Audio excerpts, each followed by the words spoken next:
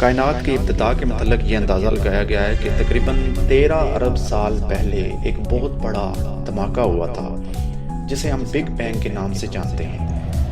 اس کے نتیجے میں بہت زیادہ تعداد میں گلیکسیز مارز وجود میں آئیں۔ اس عظیم دھماکے کی دریافت کی ابتدا 1929 میں امریکہ کے ایک سائنسدان ہبل سے ہوئی، جس نے دوربین کے ذریعے دیکھا کہ کہکشائیں ایک دوسرے سے پرے ہٹ رہی ہیں۔ پھر 1960 میں ایک اور سائنسدان رابرٹ ولسن نے اس نظریے کی مخصوص شعاؤں مائکرو ویو بیک گراؤنڈ سے تصدیق کی۔ اس کے بعد 1990 میں مختلف ذرائع سے دوبارہ تصدیق کی گئی۔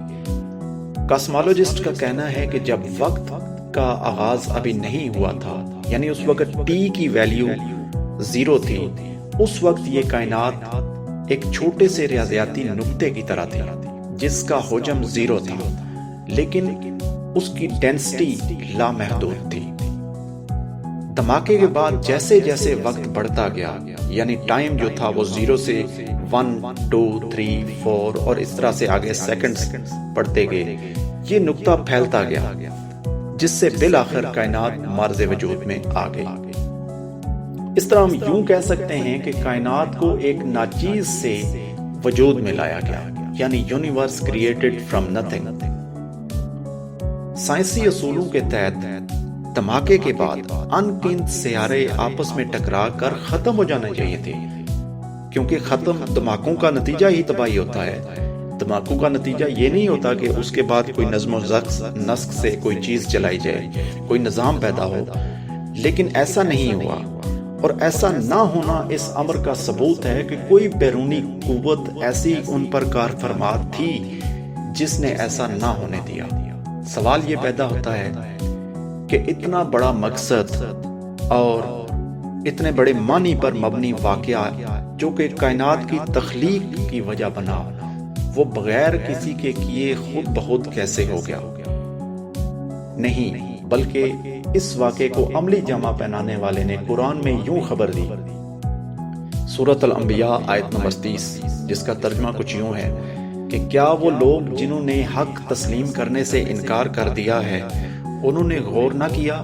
کہ یہ سب آسمان اور زمین آپس میں باہم ملے ہوئے تھے، پھر ہم نے ان کو جدا کر دیا۔ اب اگرچہ سائنسدانوں کا خیال ہے کہ سائنس کی بنیاد پر خدا کا اقرار یا انکار نہیں کیا جا سکتا، لیکن یہ جو بگ بینگ تھیوری تھی اور بگ بینگ کا جو واقعہ ہوا ہے، اس کی ڈسکوری کے بعد سالڈ سائنسی حقائق کی بنیاد پر بہت سارے سائنسدانوں نے خدا کی موجودگی کی گواہی دے دی، جن میں سے ایک سائنسدان آئنسٹائن بھی شامل ہے۔ آئنسٹائن نے یہ اعتراف کیا تھا کہ میں کیلکولیشن کے ذریعے اس نتیجے پر پہنچ گیا تھا کہ کائنات مسلسل پھیل رہی ہے، یعنی یہ اس چیز بات کی طرف بھی اشارہ کرتا ہے کہ کائنات کی تخلیق کی گئی، کوئی نہ کوئی اس کا خالق ہے۔ لیکن اس وقت چونکہ اسٹیٹک یونیورس تھیوری کا وقت تھا، تو میں نے اپنی یہ دریافت جو تھی وہ خفیہ رکھی، اور اس کے بعد آئنسٹائن یہ بھی کہتا ہے کہ یہ اس دریافت کو خفیہ رکھنا میری زندگی کی سب سے بڑی غلطی تھی۔ بگ بینگ تھیوری کے مطابق کے بعد تقریباً نیوز ویک ایک میگزین آتا ہے جو کہ اس ٹائٹل سے ایشو کیا جاتا ہے، جس کا ٹائٹل کچھ یوں تھا کہ سائنس فائنڈز گاڈ، یعنی سائنس نے خدا کو پا لیا۔ یہ بھی ایک مطلب اس وقت بھی ہم کہہ سکتے ہیں کہ سائنٹسٹ خدا کو ہی ڈسکور کر رہے تھے، جیسا کہ قرآن میں کہا گیا ہے نا کہ آپ کو کائنات آپ کے لیے مسخر کر دی گئی ہے، آپ کے کائنات میں ریسرچ کرو۔ تو جب آگے چل کر ریسرچ کرتا ہے انسان، تو وہ دراصل وہ سفر خدا کی طرف کا ہی سفر ہوتا ہے۔ اسی طرح جیسے آئنسٹائن تھا، اسی طرح ایک اور سائنٹسٹ ہیوج راس، جو کہ آسٹرو فزکس کا بہت بڑا ماہر ہے اور یہ بھی امریکی سائنٹسٹ ہے، اس نے بگ بینگ کو صدی کی سب سے بڑی ڈسکوری قرار دیا تھا،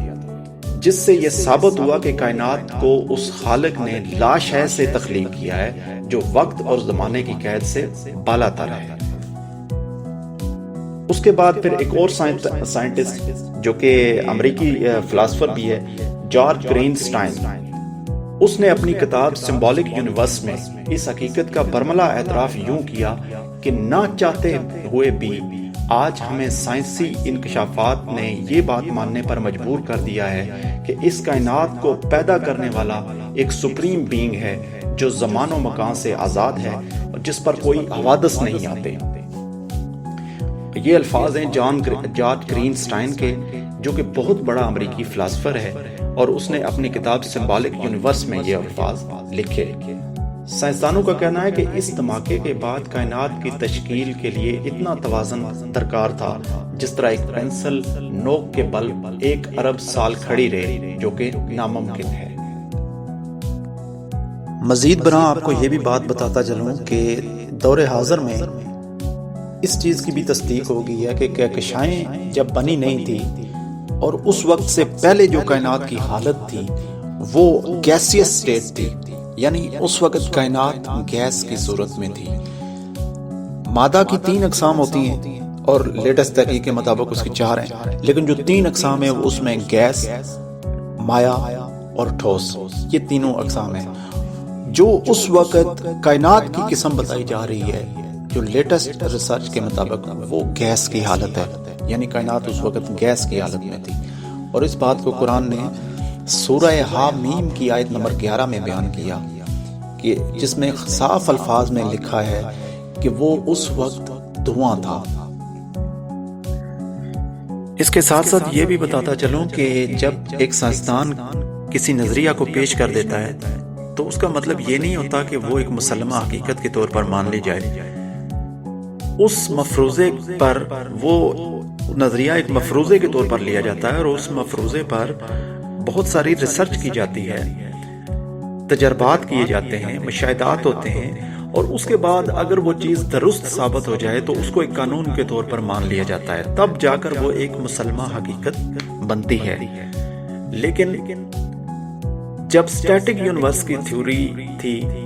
اس ہبل کے نظریے سے پہلے، اس میں ہزاروں سال تک لوگ اسی چیز کے قائل تھے کہ کائنات کے اندر کوئی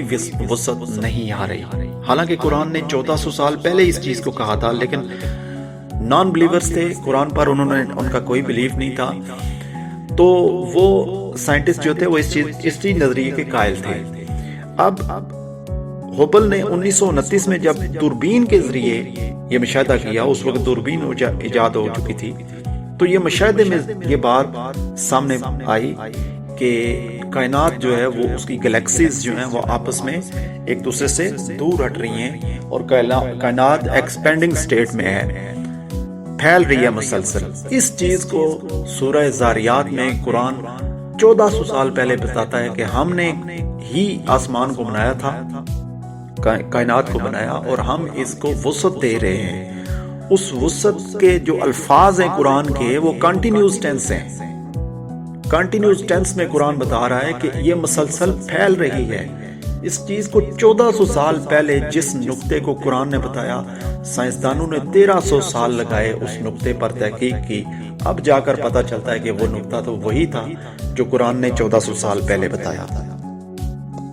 آج سائنس کا ایک ادنا سا اسٹوڈنٹ ہونے کے ناطے اور سائنس کا تھوڑا بہت علم حاصل کرنے کے بعد اور دین کا کچھ علم حاصل کرنے کے بعد میں آج اس بات پر فخر محسوس کرتا ہوں کہ میں خدا رب ذوالجلال پر ایمان لایا، سید الانبیاء حضرت محمد مصطفیٰ صلی اللہ علیہ وآلہ وسلم کی امت سے ہوں، اور خدا کی بھیجی ہوئی کتاب جو کہ حق ہے اور اس نے اپنے پیارے حبیب پر نازل فرمائی، میں اس پر ایمان رکھتا ہوں۔ ہزاروں، لاکھوں اور کروڑوں درود اور رحمتیں ہوں میرے آقا سیدی رسول اللہ صلی اللہ علیہ وآلہ وسلم پر اور ان کی آل پاک پر۔